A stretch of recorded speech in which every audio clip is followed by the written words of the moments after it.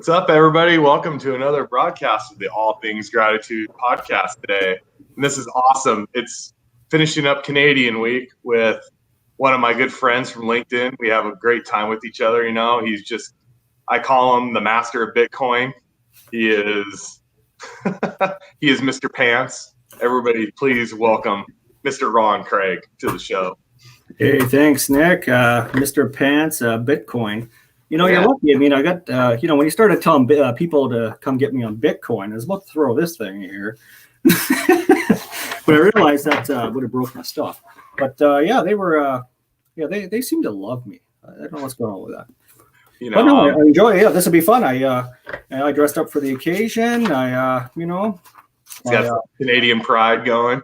Yeah, I'm wearing, actually, I didn't have anything that really said Canadian, which is sad. I'm probably going to get evicted from the country now. Even you're lucky the borders are closed. But, so I just started digging through my 6-year-old's drawers. And here's a beaver outfit, a hat, beaver hat, and her Maple Leaf jersey. Nice. So I'm wearing the clothes of a 6-year-old, and it's hurting. We have some fun going on in the comments over here, so just checking it out. So, oh well. So, anyways, Ron. So, one thing people always hear us talking about like pants and this and that, but you know what? It's a fun time for us. LinkedIn's one of those places where sometimes people take it way too serious, and you and I know bring the fun into it. We can be serious on the topics we do and everything, but we know when we can have fun and know how to have a good time, So, I'm glad I came across you, or we could cross paths, let's put it that way. And it's been a lot of fun. So I appreciate all that, because there are times I just start laughing. I don't care what anybody says. Our little pants joke just cracks me up every time I see it. Yeah, but I don't know what, Mike had a problem with it. I mean, okay, so maybe we put, 800 or so comments about pants. But I mean, I thought that was just started to warm up at that point. I was in it for a long haul. I was thinking about 10,000. I mean, I don't know. Miss Tina Oliver always sends me #pants. So, I mean, I think she's having a good time with it. Yeah. but we should it's a fun time, because we know when to be serious too. I mean, we know when work needs to be done. Yeah. I mean, but we try. You got to be serious. You're the only one that I know that got tagged on a Gary Vee video that I know. So, hey, that's pretty cool. Yeah, that's pretty cool. Getting I got a shout out for him 3 times actually. So it was one, of course, he made the video with me in it, and then of course I got him. He commented on a couple posts, and Jeff Weiner commented on a couple of mine as well in the past. But it was just that really comes down to the whole LinkedIn strategy, social media strategy, and I mean, you know the game. Yep. And it's just showing up and making a difference, trying to be seen, be heard, and that's why we're there. If the way I look at it, if we're not I think that's a bit of a measure. Me, Gary Vee it didn't do anything for me. People, it was kind of interesting on that post. I remember one guy, he started going on and made a thread about how rich Gary Vee made that guy. If you see my Ford Focus, I can tell you things didn't work out according to his plan. I mean, yeah. Some people are just jealous because it didn't happen to them, and that's the thing, it's just nobody can make you a millionaire. You have to make yourself a millionaire. Right there, a comment like that is, I've talked about in some posts and everything. That's like a troll to me. It's just like, there's no need for it. It's just like, really, dude. And the only reason he makes that comment, or she makes that comment, is because they are jealous, because it wasn't them being called out. It was somebody else. So, they should have done the work. I think people don't quite understand what it, is it blind luck? Is it whatever? I mean, of course, there's always some luck. I mean, you have to be, your comment and you have to be seen at the right place at the right time. I mean, I think there is a little bit of luck, but there's also a lot of strategy to that. I showed up on every single Gary Vee post every single day for a very long time. And, and I understand the value of, making side conversations and, getting people, my comment the most likes. So it's at the highest, at the top of the actual feed of his post. Right. So I played the strategy game, and then he had a live when he actually got LinkedIn Live, back in the day when it was just really brand spanking new. He started up a live to try it. I went on there and I posed a pretty serious question because my business, my passion is making sure that we keep everybody safe, businesses, parents, doesn't matter, right? So cybersecurity awareness. So I went on this post and I asked, what would you do to get more visibility and to people to care more about cybersecurity and their own safety and their own privacy? All of a sudden, I get a tag the next day, and here's Gary Vee driving in his car. Well, he didn't drive it. I think he gets chauffeured. But, he's on there, and they're videotaping him, and here it is. This is to answer a question from Ron Craig, and, there's the post. And I'm like, say what? So, yeah, I didn't even see it coming. I remember you were so excited about that. That was awesome. I mean, you're like a kid on Christmas Day unwrapping the presents. I mean, but I don't blame you. I mean, that's just an awesome thing because, we don't know somebody personally. We don't know that, but somebody with such a big presence like that, it's just cool to get acknowledged. It's just like, oh, he or she noticed me at this moment. So, it's really cool. So, how a lot of us felt about it talking to you. So, I mean, once again, congratulations on that. That was awesome. No, I mean, I'm definitely grateful for that. And, and it didn't even stop there because, I kept, of course, going and doing things. And then I go on a post where he's talking about, we're looking to, invite some people to come out and see us in a couple of these events. So I put myself, on there and I said, hey, how you doing? Remember me, and I play the, I did the contest. I contributed a bit, not to the degree that he was looking for, but still it was enough. And I get a message in my DM from, a member of his team that said, hey, Ron, we'd like to invite you out to Edmonton and come out and see Gary Vee. And of course, I'm like, yeah, I'm good. I'll walk if I have to. I mean, yep. And so, because that was the thing. We'll get you in. Come see him. You got to get yourself there, right? We're not going to come get you. So it all worked out. COVID came, and of course, he had to cancel everything he was doing. So yeah, but I mean, it's not like it's canceled forever. It's just until that starts back up. But yeah, and it was pretty cool. I got to bring a guest, and I had someone that was going to go with me, and I did the strategy again.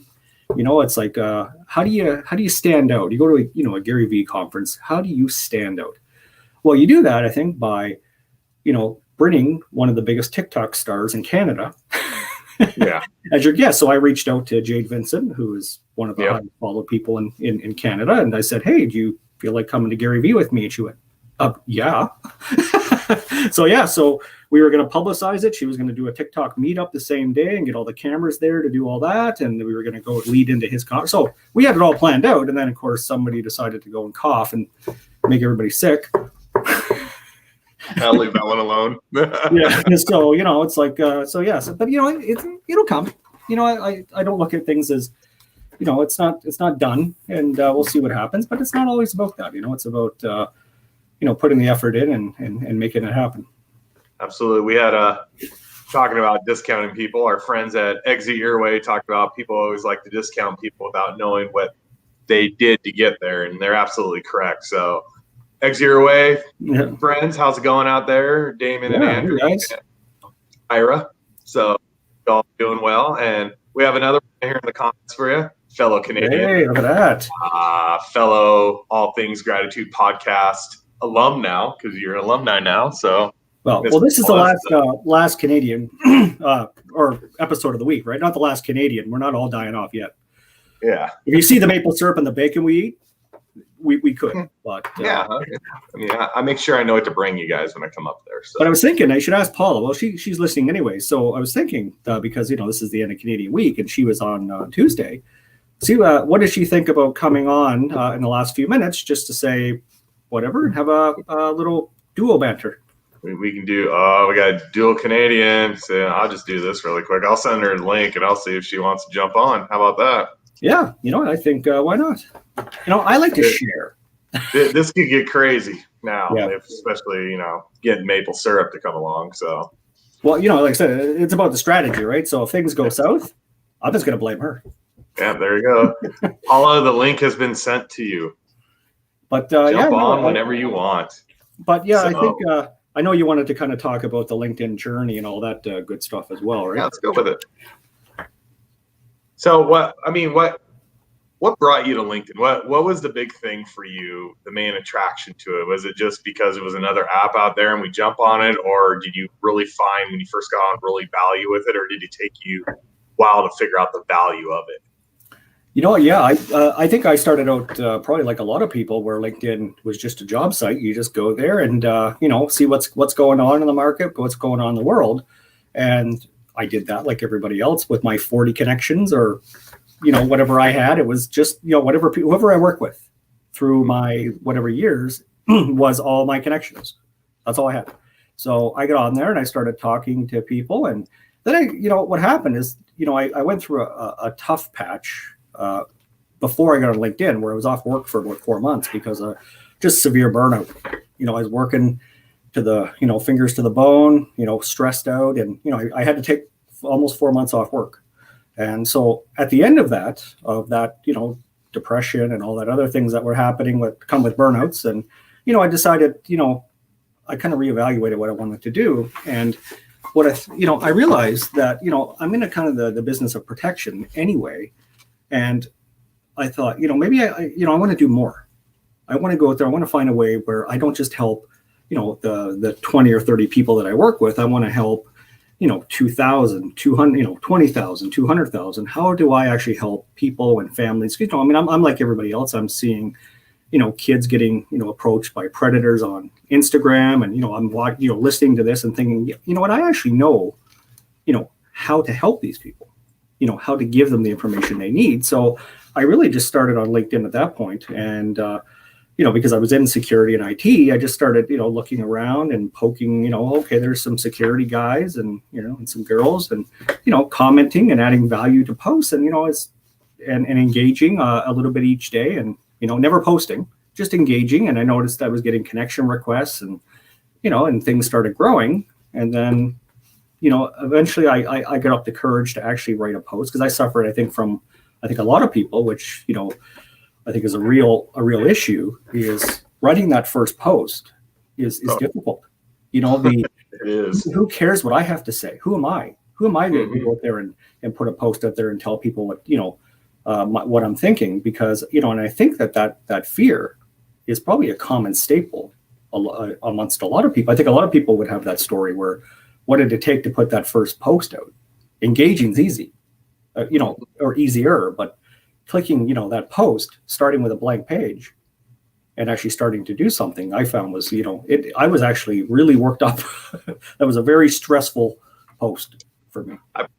I was really shocked when I did mine, and my first video too, was just how much feedback I got, just people being positive and just wanted, that was great. And I was like, whoa, I didn't think it was nothing, And so, when you have a lot of people like that, encouraging you and everything, it just makes it awesome. It just makes it somewhat more comfortable, and it's been great. It's been a lot of fun for me. I know it has for you, but I mean, you do something, you put a lot of thought into your post, because your post, when you post something, it's meaningful. Like, it's about cybersecurity. It's like protecting your kids. It's like protecting your family. It's protecting stuff. So, my posts are, they are what they are, because I just do it. But man, you get meaningful.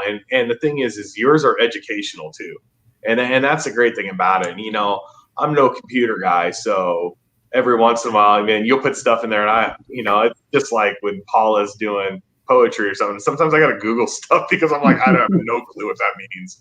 But that means I'm thinking about it and I'm looking into it. And that's what you're trying to do, is you want people to think about your posts, because cybersecurity is one of those things, and you get into it more than me, obviously, is that the world's not going backwards. So we're only going to get more and more advanced with our computers, with our networking, with all that stuff. And the hackers are going to get more and more advanced, and those people are going to get more and more advanced. So what's the best ways, for people to stop this? And that people like you, that's what you guys do every day. You're thinking about these things.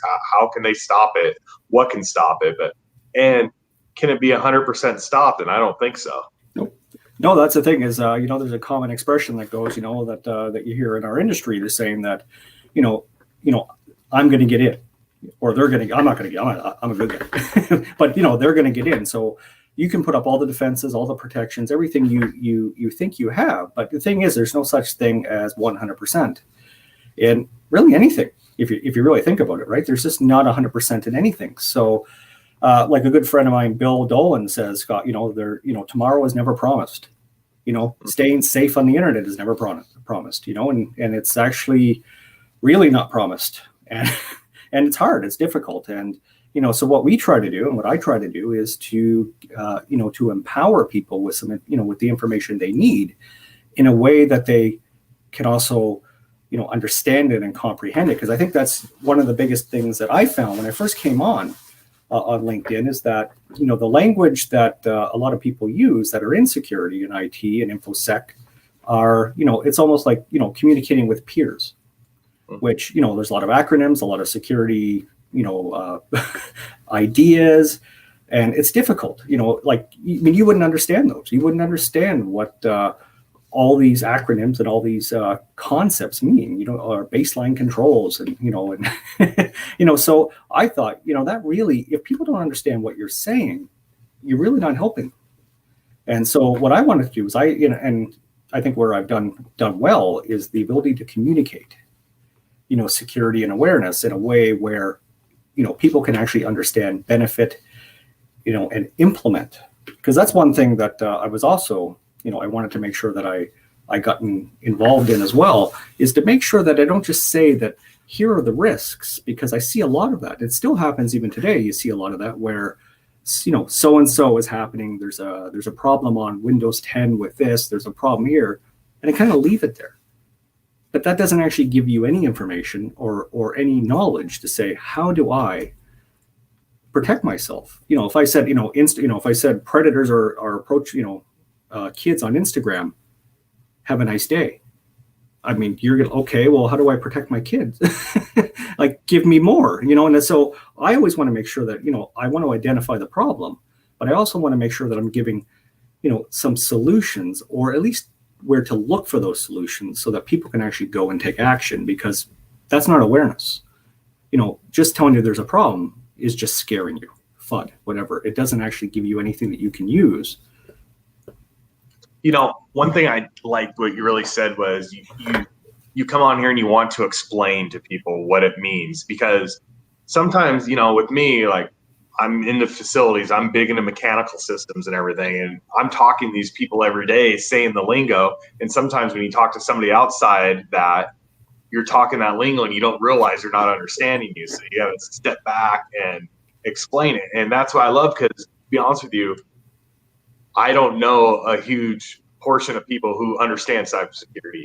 It's like a small group of people, it seems like. It's getting more and more popular, the job field now, because how much more advanced we're getting as a world. But I mean, it's just one of those things. It's nuts. And I love when you explain stuff, because I was like, oh, okay, that makes sense. Because some of the stuff, what you say, I'm not saying just in theory with this cybersecurity, you would think it's common sense to people, but you don't think about it just because it's just your everyday life.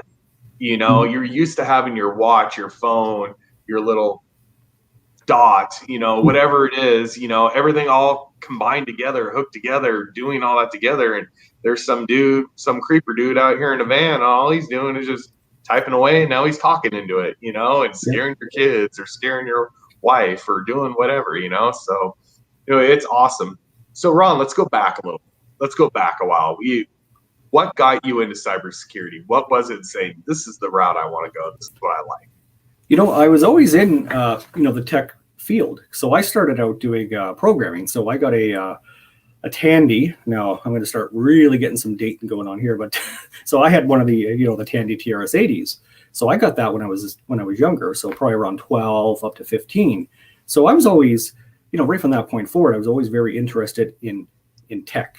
So, really I look at things as kind of progression. So I started out, doing the technology, building, modifying, hacking things, programming is really what I did for the majority of my career of life. So I started out doing, programming in assembly language programming for a number of years. I worked in the game industry, so I actually have a number of game titles to my credit as well. So I actually worked on a lot of Game Boy Color games, Xbox games, PlayStation. So I actually went through kind of the ringer, and then I got into web after the game company got half of the company was laid off one day. When we see that today, unfortunately, with all the downsizing, but I went through that same issue that we see today. Unfortunately, with like Mozilla, we had 50% of the company that was laid off, on the spot, right then and there in the office. We were actually all brought into a room and said, half of you won't be returning tomorrow. Like half? So that was a bad day. So I was in that half that was cut. So what I did is I went back to college, and I got a few more, I actually took a course on web and web programming. And then what's he saying? I'm meeting this week. I'm a real bad. So yeah, and I went there and I got into the web, and just because that's kind of where the world was going. There's a lot of web work and web programming, web pages, and web. The internet is a big thing. So yeah, I went and did that, and really progressed. And I started out with small companies, wearing lots of hats, still doing building systems. I even had my own company for a while, Craig Computers. So I was actually building my companies or computer was build companies, and did that, and really still doing techs, and really just kind of a natural progression. So security was just like an extension, at least at that time, because we always had to worry about security. So whether that was code security, whether that was system network, didn't matter. I had to worry about those things. So, but then I really took a really keen interest, a few years ago, where I said, I really just want to focus on this. There's, the tech side, the support side, the programming side, there's a lot of help there, a lot of things going on, but the security side was just getting worse and worse and worse. So I really wanted to position myself, because I've always been somebody who looks to help and protect others my whole life. I've always been that kind of person. So it really was a fit. And it's interesting too, because when I mentioned I had that, the burnout, is when I was doing all the other things with it. So when I came back from that, I actually went into the CEO's office and I said, look, we got a problem. My heart is here. I want to help people. I want to do, secure. I want to, get things working for people. I don't want to worry about all these other things that I always have on my plate, programming and management, and because I was management as well. And I said, I don't want any of that. I just want to help people, and I want to help keep people secure. So yeah, we made that kind of that change at that point. And yeah, so that's what I pretty much focus on 100% now, with my own business, of course, as you know, is copywriting for cybersecurity. Mm-hmm. Awesome. I mean, how do you like being on your own? Is it great? Where I know you have to put in a ton of hours sometimes. I mean, we're kind of a little bit talking about that today, but is it nice to kind of have that freedom to where, hey, if I just want to get up and leave today, I just get up and leave. I don't have to answer to the man. Well, sometimes you have to because you have clients, but you know what I'm talking about. I got worse. I got a wife. She wants she has somewhere to rent where the mortgage is. Yeah, there you go. Actually, if I really looked at it from the perspective of freedom, free freedom, you have a little, obviously, of course, you can do whatever you want, but, you really don't have the kind of freedom, I think, that people would expect, because there's a lot on you. When you're making your own way, when you're, having to pay the bill, when you have a stable job, it's a 9 to 5, there's a guaranteed, as long as you're working, there's a guaranteed paycheck that comes in every 2 weeks or every month. Typically in IT or in tech, it's every month. But it's there. It's a static part of your life. It's almost like a guarantee. There's a guarantee I'm going to be able to pay my rent, buy groceries for the family, all these things, because the paycheck is coming in. But when you're working on your own, that isn't the case. You may have a bad month. You may, you have to take a lot more into consideration, where I may not get any clients next month. Yeah. So, I may not have any work to do. I mean, of course, I don't think that way. I just keep pushing ahead and keep working. And I think Ira, as we talked today, and talking about, 20-hour days, and, we have to do it, we're starting up, building ourselves up, and it's just, you got to do it. And, but I wouldn't change it. I really wouldn't, because there is that freedom where it's me. I do, what I feel is best. I'm making my own way. I don't, like I said, answering to the man. Yeah. It's not as it's different for sure.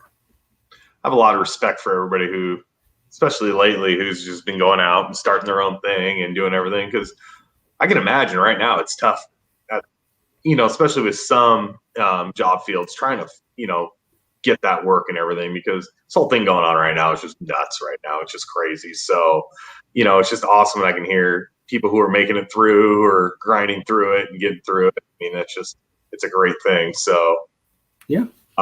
So awesome. I don't know. Well, I'm trying to send the link to Miss Paula, but she claims it's not working. So we'll try this again.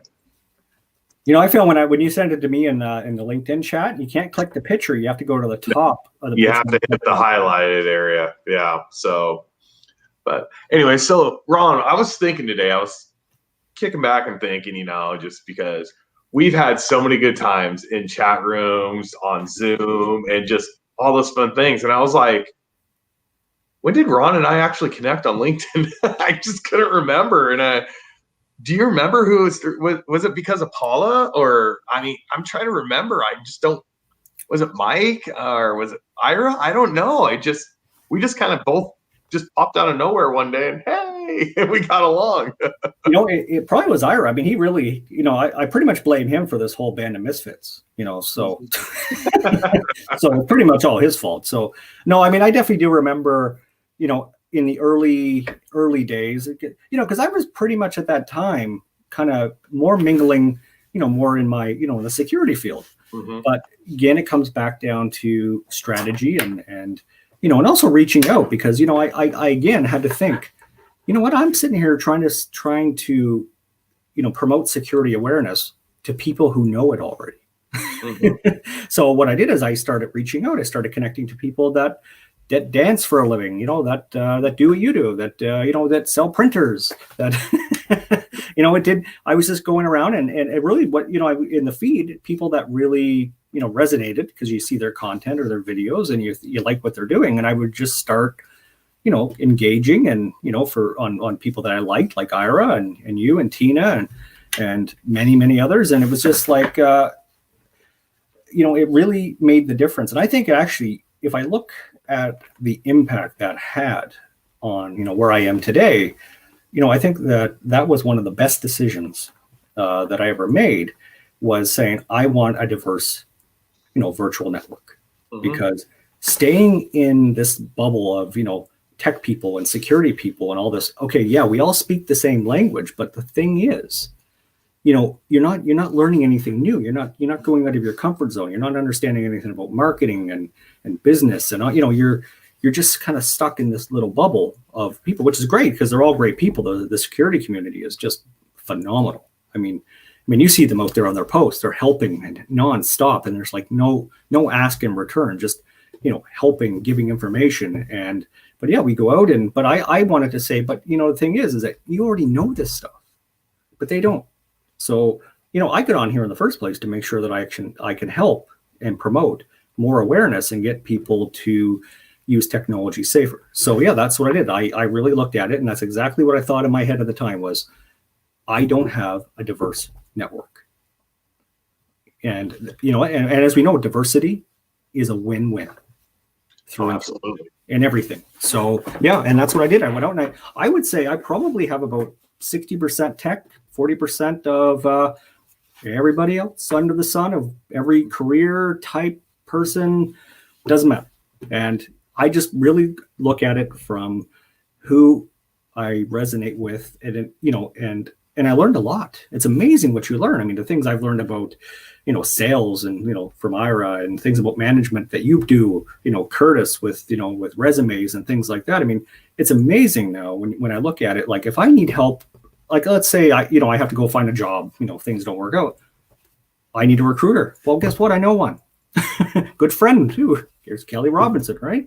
I need someone to help me with a resume.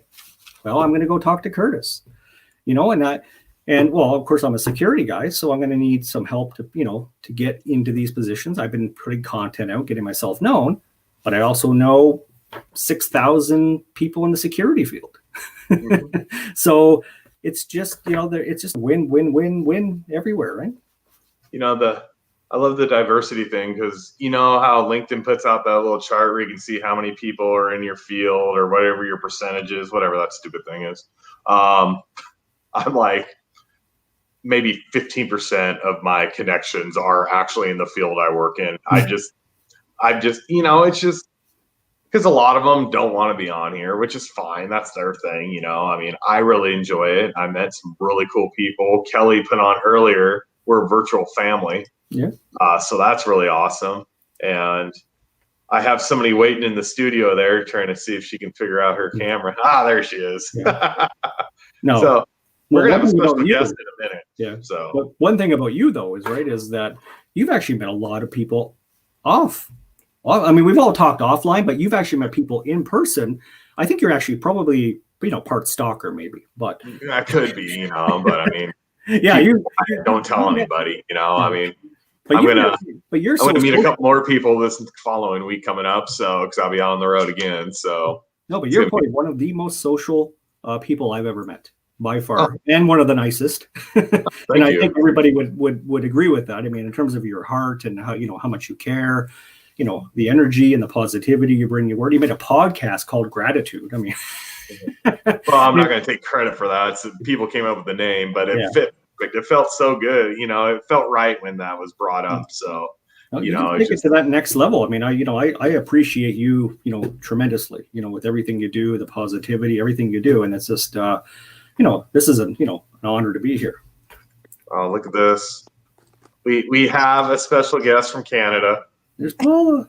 We have two Canadians on the show, so I'm outnumbered now. Paula, long time. I know, right? Yeah. Look, check out Ron's outfit. He was trying to outdo you from the other day. Yeah, see, I got this. And I don't know if anybody saw, but I was trying to draw something on there. Hair pants. If you look up in the corner, Ron, I got it for you. Up in the corner of the screen. Oh yeah. Awesome. Yeah, no, I don't really dress myself, so I get my 6-year-old girl to dress me in her stuff. So this is rough. This hurts. There we go. We got some Cyberman outfit. I thought this was a Cyberman outfit. It is. I want to see tights. Tight pants. Oh no. We're not. I'm not wearing any pants. Wait. Sit down, Ron. Don't get up. So help us. So our friends at Job Ready today, Mr. Curtis, says hello to Paula and Ron. Hello. So yeah, Paula's actually not that far from me. I'm never quite sure. Sometimes I think we're an hour apart, sometimes 2 hours apart. Now she might just be migrating with the seasons. I don't know, but we talked about it on Tuesday. The season and when you're driving. That's right. Yeah. If there's a snowstorm, it takes all day. Paula and I kind of talked about on Tuesday was the closest person to me that really helped me out with my LinkedIn is 15 minutes away, and I still haven't met her in person, but I've met people in Georgia and Texas and Indiana. So it's just kind of strange. It's like just right around the corner. Come on. But that's just things are strange here, and she's really busy. She's cranking out a lot of work right now. So it's just like, I'm that type of person. I don't want to bother them, especially too if somebody's busy. I mean, our time will come, and it'll be fun. So awesome. How you doing, Paula? I'm good. Good. It was a long day. Long day. Was it? It's good. Got a lot done. Yeah. You get those pancakes ready yet? Because I think that was the goal, right? We're all supposed to come to Paula's house, have pancakes. Somebody will bring the maple syrup. Yeah. We got. I will do that. Pete were supposed to be here. So. Oh, he's bringing the pie. I've been using all my maple syrup on vanilla ice cream. Wow. I'm probably going to get myself probably kicked out of the country again. But I actually prefer regular table syrup over maple syrup. I got an extra room, Ron. Come on down. Yeah. I don't know what it is. I really do. I would rather have the regular table syrup that's probably garbage, really, than maple syrup. believe it or not, if I even have that. But I just, for some reason, like the taste of it better. Actually, my parents are British, and they have what is called Lyle's golden syrup. I Oh don't yeah. know. It comes in a little tin can. It's so good. Oh my God. I like spreading that on toast even. Gonna get everybody hungry. Anything with sugar in it, I'm good with. So It's a food group, I think, isn't it? yeah, it could be. Yeah. My kid thinks it is. Well, I think right now we're ketchup's having, gone food group. it's peach Ron? season right now. Your friend Chris Roberts says golden syrup is the best. Oh, Chris Roberts, man, Yeah. oh yeah, awesome, awesome. That he's here. He's actually, it's interesting too when you think about kind of why you get into security and why you care. And I think a lot of us actually in security have this a similar story, is with when it comes to kind of a mentor. And that guy right there is really a mentor to many of us, and why we actually keep doing what we do. I mean, if you take a look at his posts, his passion, his heart, plays with tasers a lot. That's a lot of fun. And but really, he's like one of the probably most caring and best hackers in the world. And I'm going to clarify. No, I'm going to clarify that, because I think that's where we have a little bit of a naming nomenclature, whatever it's called, is the media has really made hacking a very evil, bad thing. But in reality, hackers are actually the good guys. They have, from people. He's not even on his 10 o'clock show yet. By the way, he has a show called The Security Shit Show that's actually on at 10. I suggest you watch it. Very good. But anyway, hackers, I mean, they're the ones out there trying to do the stuff behind the scenes to protect us from the bad guys. So that's why there's kind of the separation between, hacker and cyber criminal. So you probably see those two, kind of thrown around, and they're not interchangeable. They really aren't. So yeah, so you always want to try to, make sure that we're talking about scammers. I don't like using cyber criminal myself because I'm lazy, and that's like 2 words. Typing hurts. So I like to do, I just say scammers, scummers I've come up with as well. But yeah, it's just, but something, to go on. What's happening? This is the picture that always throws me off with Ira, because there's hair. Yeah, that's like 30 years old. Yeah. But yeah, anyway, yeah. So I just wanted to mention that we make sure we kind of, because I mean that's one thing about awareness. It isn't just so much here's what you can kind of what you do to keep yourself and your family and your business and your staff and everybody safe, and to communicate that effectively. Which Chris Roberts, by the way, is another one that's is amazing at that. Is to be if people really don't understand what you're saying, then you really aren't benefiting them in any kind of awareness fashion. You're actually probably making things worse. And so even like Wiser, which is you see me do promotions for Wiser. Chris Roberts he does as well. He actually does some work for Wiser, and they came out with that Wisernary not long ago, which is actually translating geek speak to something that people can understand, and really beneficial guide to have there for that. And as like I came up with that comment a few times, don't take a nerd turd all over things. Love it. That's some good stuff right there. So, hey, nerd turd, can you put that into a poem somewhere, Paula? I think we can put that one into. For Ron, actually. Yeah. Oh yeah. She did one the other morning, didn't you? Yes. Well, I'm pretty sure she actually broke a couple security people one day. We were on a post, and she came in, and it was some topic, and she actually wrote a poem. As you know, she can write entire poems like on the spot, and she came up and wrote a poem about the security topic, and it was beautiful. It was brilliant, and the security guys are like coming on there going like, "Oh my god, that's like art stuff." And like poems and stuff, And I think some just quit. I think they went to get big groceries after that. But it was just like, poem. But it was awesome. Because that's, again, it comes back to the whole diversity, and the right brain, left brain, and things like that. I mean, I've said this to Paula a few times. I think she has the power, because of how good she is with her writing, that she could actually take what I do and amplify that 100-fold, to make that even Also, better. if So it that is we a can keep. topic, yeah, just a topic and a little bit about it, and then just I go. That's an amazing talent. It sure is, because what you do, Paula, right now, it'd take me forever just to even try to get things to rhyme and all that stuff. I'd be like, is this even a word? Is this the right way? It's just like I always tell people, I'm just a dumb maintenance person. That's all I am, but I have fun with it. I have a lot of fun. So, but yeah, it's awesome. Guys, Canadian Week has been great. I want to do it again, and you try to get it all week where I feel people, every day I have somebody else from Canada in there, because there's some great people up in Canada that, there's some, when I started posting this stuff, it's Canadian Week, and I didn't realize they were from Canada, and stuff started popping up. I'm like, holy cow, look at this, this is great. So, but that's the nice thing for me is, and I look at it this way, is when I connect with people and talk with them and everything, to me, it doesn't really care I don't care where they're from or anything. They're people. We're having fun, so sometimes it is like, oh, wow, I've been talking to you forever and you're in Australia. Oh, damn. Or, oh, you're over in England. Oh, okay. Well, ain't meeting you anytime soon, but wish I could, but.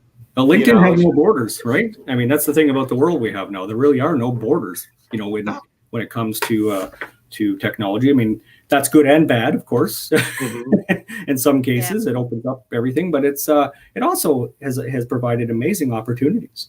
If you think about many, many years ago, your opportunities were local. Everything was local. I mean, you could only work in your city. You could only know people really within your, very close proximity.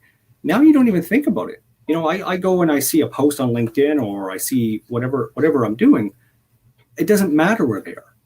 It's not about the location anymore. It's about them. It's about the value in the person, and we have access to people and the talents of everybody everywhere now, and it's just phenomenal. It's like if we could just take the physical borders away and all get along, really get along, because there's a lot of pain in the butt going on in this world in general with everything, right? So. With biases and you know what I'm saying. So if we could just get these physical borders out and say, let's just all get along. We're all people. Damon dropping some knowledge. That's right. No, people, we're all people. We all think, we all feel, we all love, we all care, we all cry when we're sad. I mean, there's no reason why color shouldn't have anything to do with it. It doesn't matter what your hair color, your skin, all of that. I mean, and we all know this. Yet we don't, but it's not practiced globally. It's like we got to get there. Yep, absolutely. So when all this craziness is over with the COVID, and we can travel, we can go across the borders, and we can do all this, where do I need to fly to come meet you to? Where's the best place to go to meet you to? Where's Hamilton the best Airport? Hamilton. Yeah. Okay. There's an airport. Mm-hmm.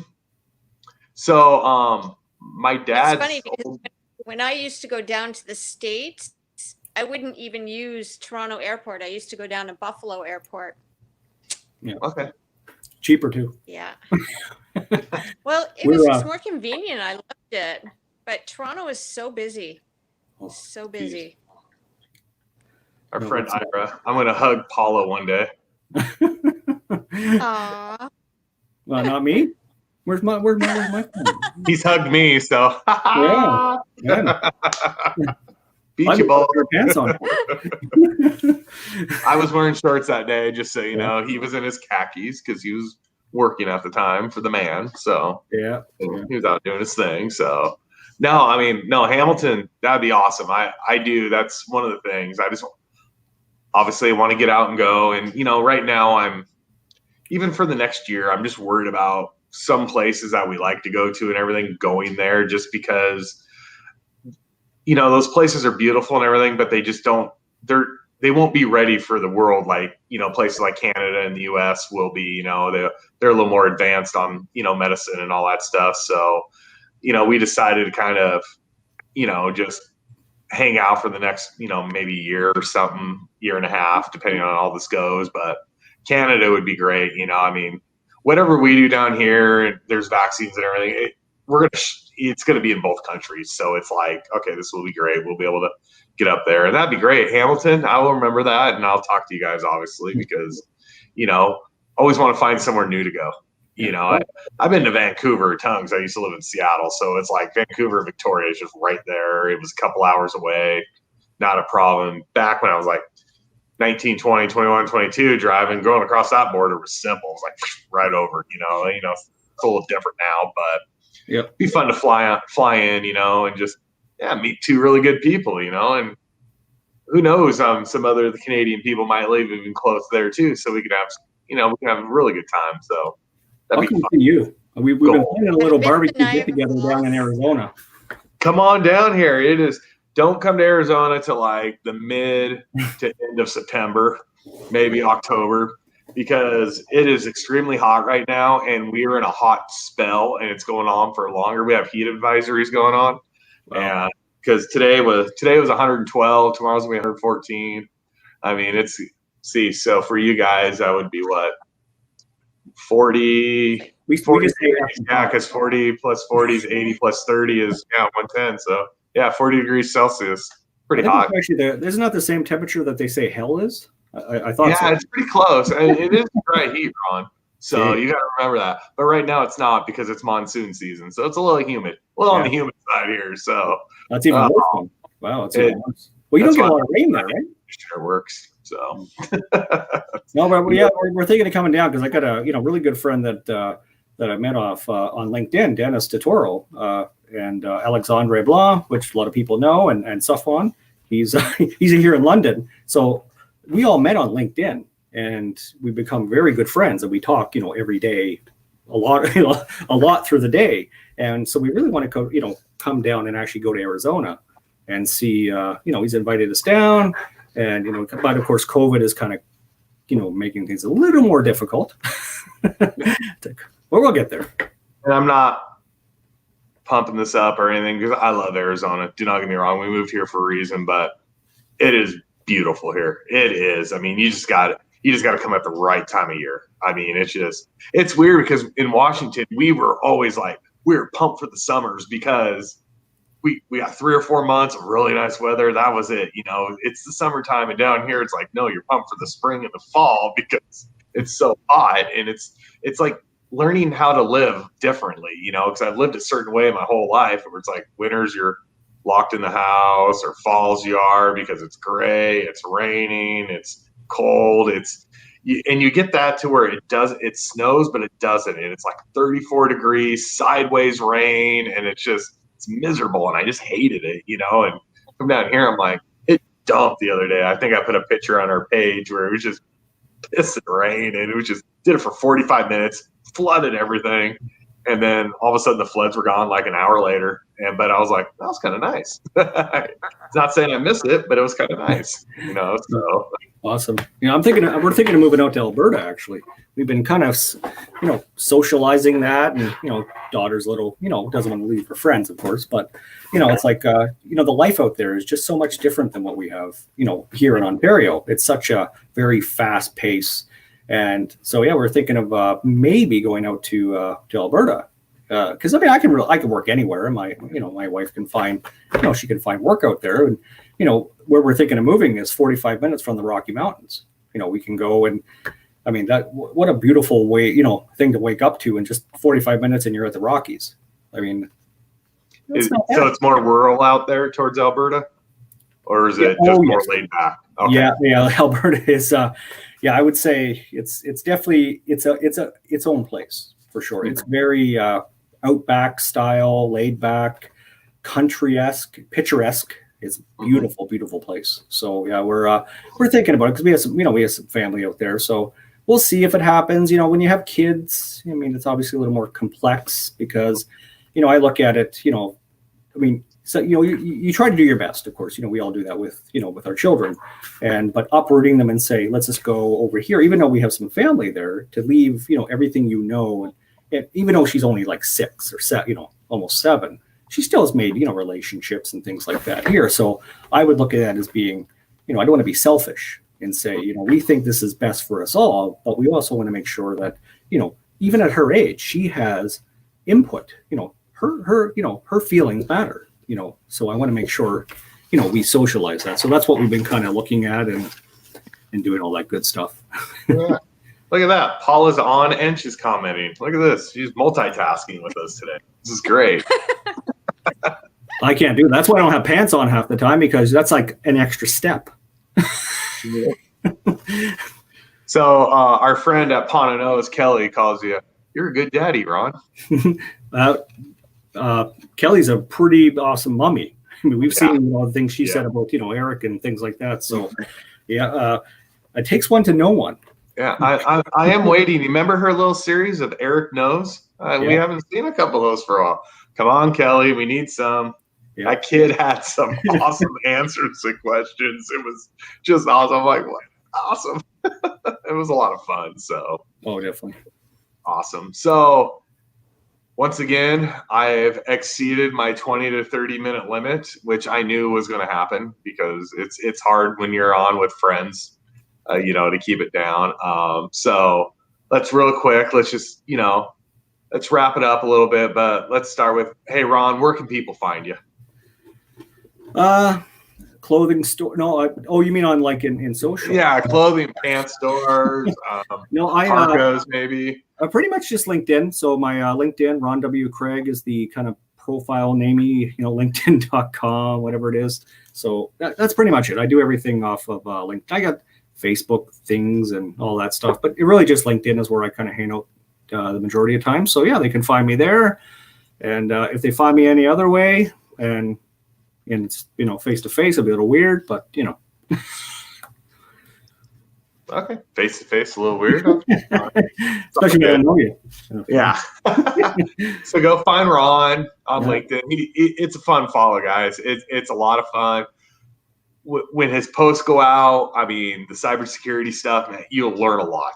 You will learn a lot. I mean, just sit there and read them. I mean, sometimes they're over my head, but then I Google some stuff and look into stuff, and I'm like, man, this is awesome. And the great thing is Ron will hang out in the comments and explain things.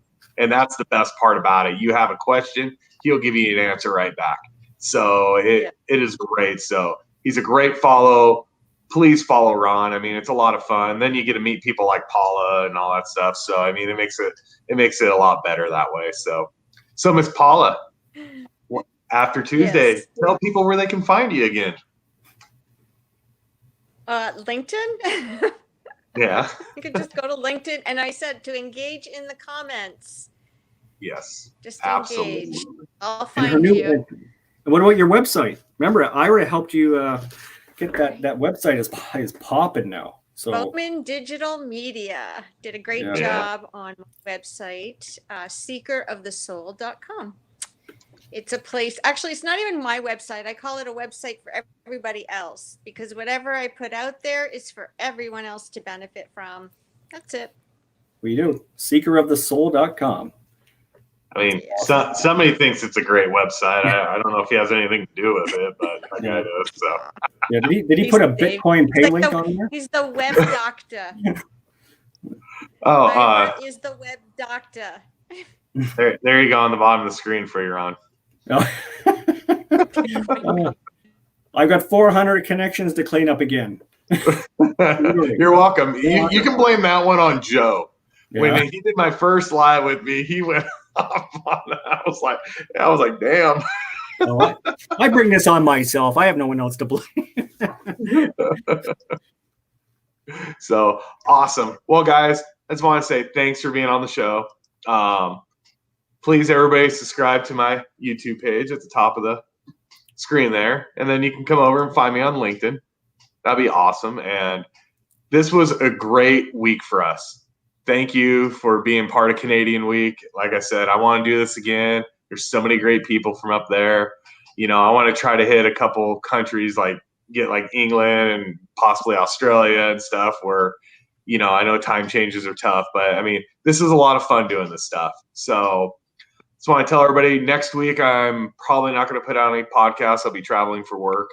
So I'll be pretty busy, but I might pop a couple on, who knows, you know, depending on, you know, how everything goes. But I want to tell everybody, thank you for the first 2 weeks have been awesome.